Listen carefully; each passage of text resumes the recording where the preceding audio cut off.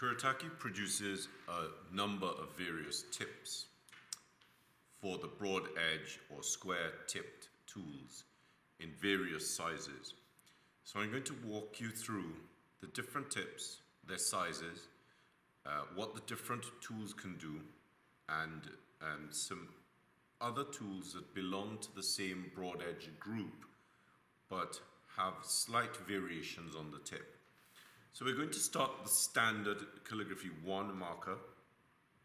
These are standard tips, and this is the 5, and it produces a thick line. The next in line is the 3.5, and on both the back of the 5 and the 3.5, you will find another tip, which is 2.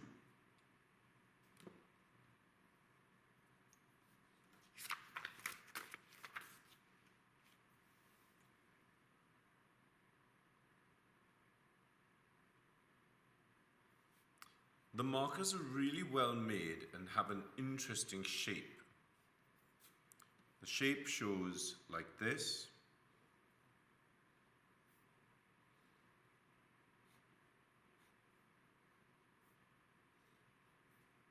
And for all intents and purposes,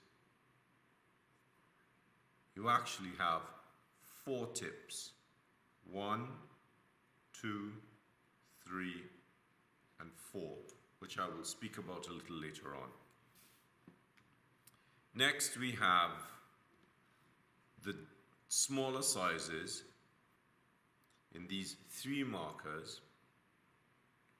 So we'll rest these here for now. And these smaller calligraphy pen markers give us intermediate sizes. So we have a 3, we have a 2,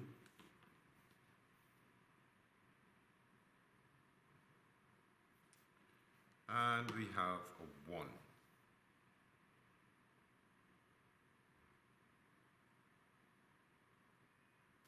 So if we look at all of those markers so far in order of size, what we get is 5,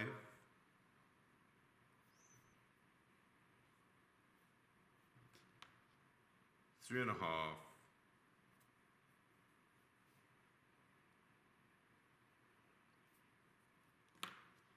3,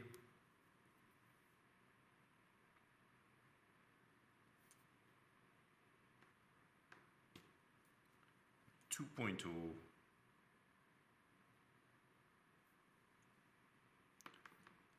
2 on the back side of the 5 and the 3. As you can see, they are the same size, and the 1.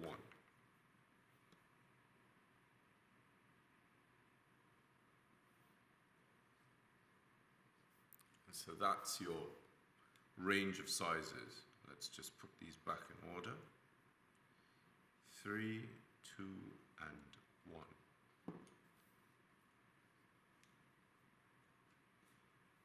2, 5, and 5. Now I've arranged these with spaces between them for a number of reasons.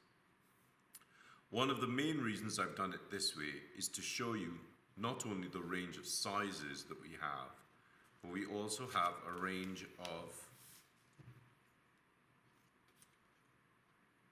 different types of markers. So these are dye-based inks. So these are pigmented-based inks. And the pigmented-based inks have their fixed colors.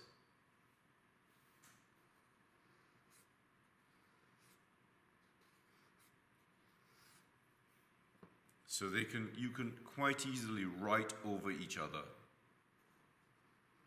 without the colors bleeding.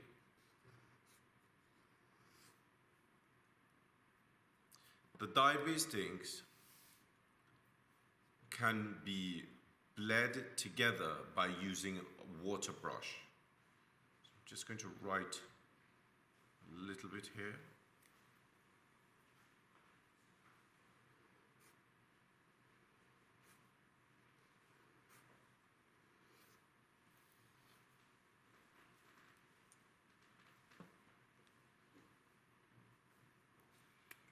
And by flooding the inside with water, we can release the dye from the lines that we've just written. Now, there are lots of ways to use these markers so that they work together. You can go back in and write whilst it's still wet.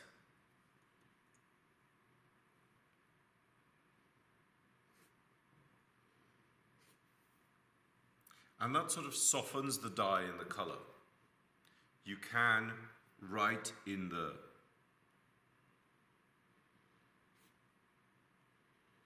pigmented based ink and using a 2 on the inside, so the ink's still wet. So you do have a little bit of interplay there.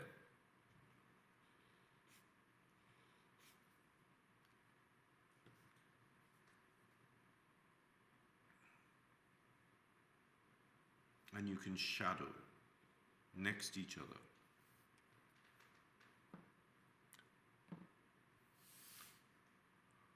With the markers, we also have a range of metallic markers.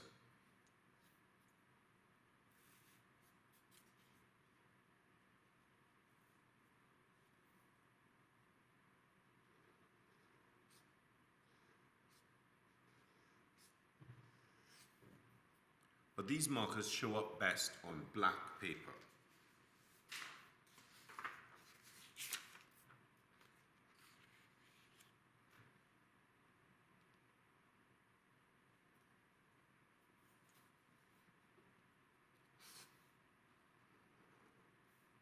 Give them a little while to dry.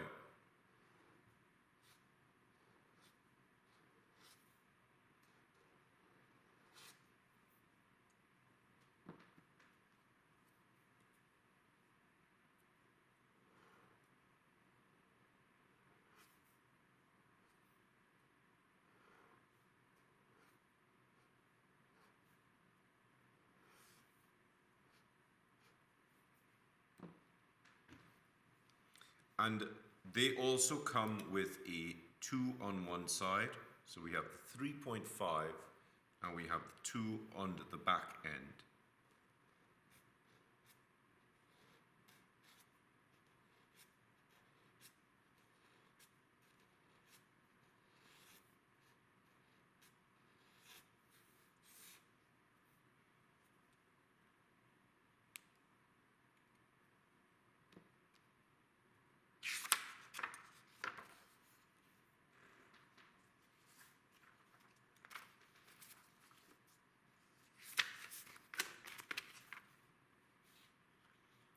The markers also go up in size. So this is the Postman range, and the Postman markers start at 1.5, 15 mil, sorry.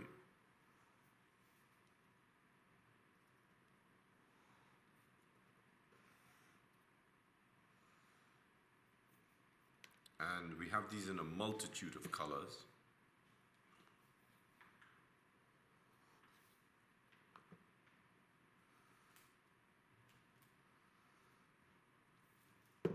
And then we have a 3. These also come in a range of colors.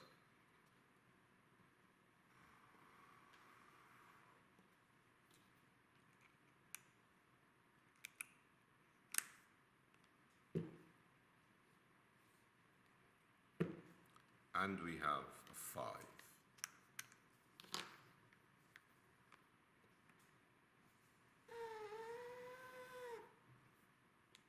So you saw me write a couple alphabets earlier on. These tools would work equally well for those alphabets. Specialty tools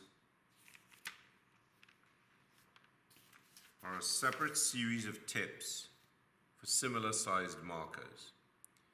So one of the specialty tools we have is a scroll and brush marker, where the back side is a soft or spongy tip brush or felt tip brush, and the other side is a scroll tip.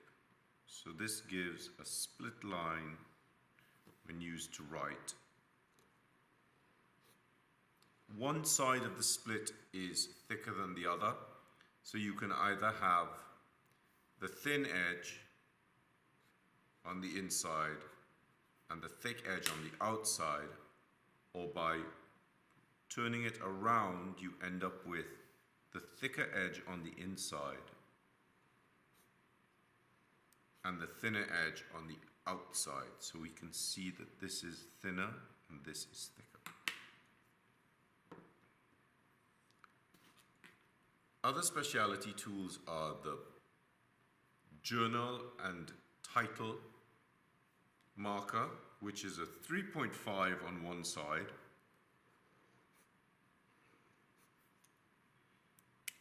and a bullet tip on the other. This is really great for doing little bits of shadows,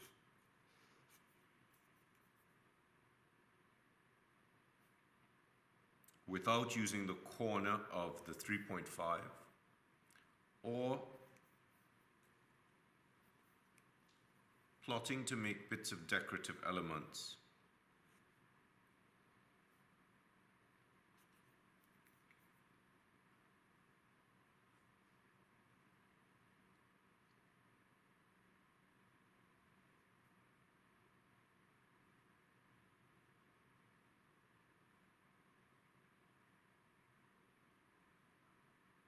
Where you are obviously going to take a little bit more time than I am shading this in.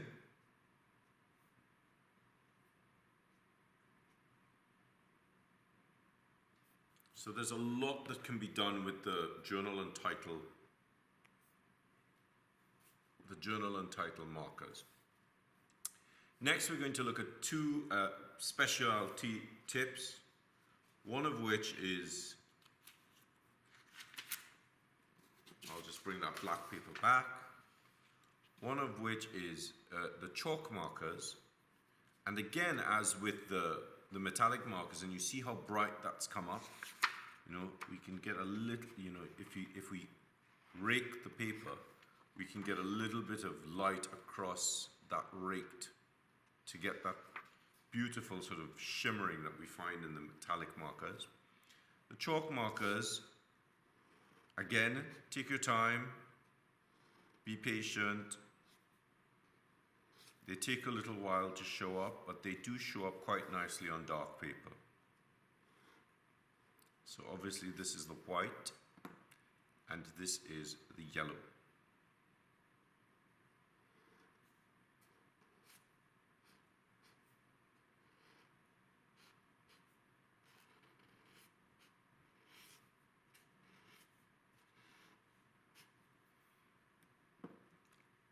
One of the other specialty markers that we carry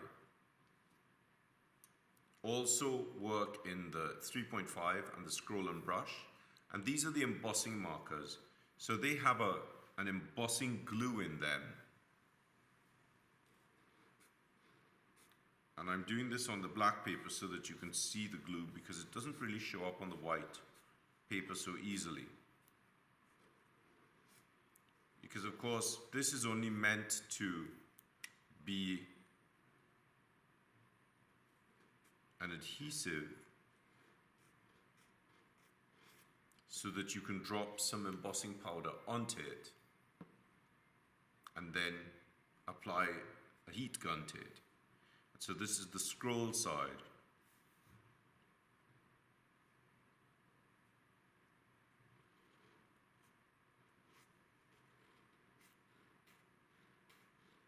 And this is the brush side to the scroll.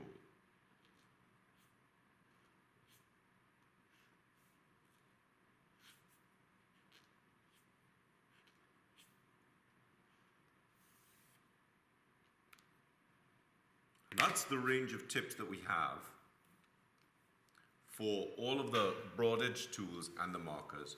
So I'm going to run through this with you based on order of size, because I think it'll be really interesting for you to see what they all look like together. So we have the 50,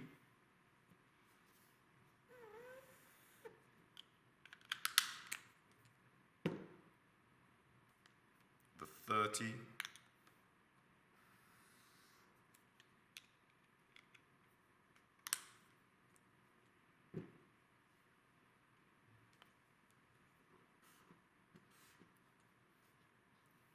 teen,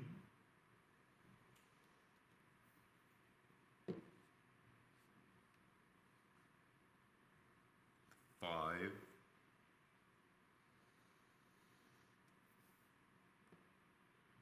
the 3.5,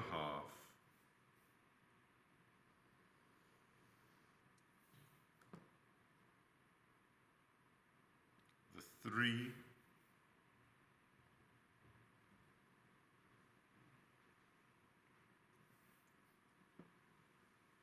the 2,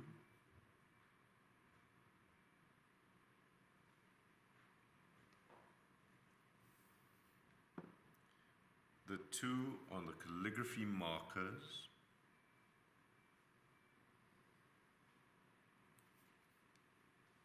and the 1 on the calligraphy pen.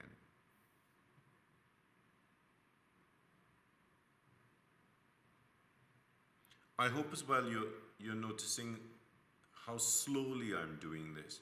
If you try to use the markers too quickly, obviously the ink's not going to flow out as easily as with any kind of calligraphy that you're trying to do.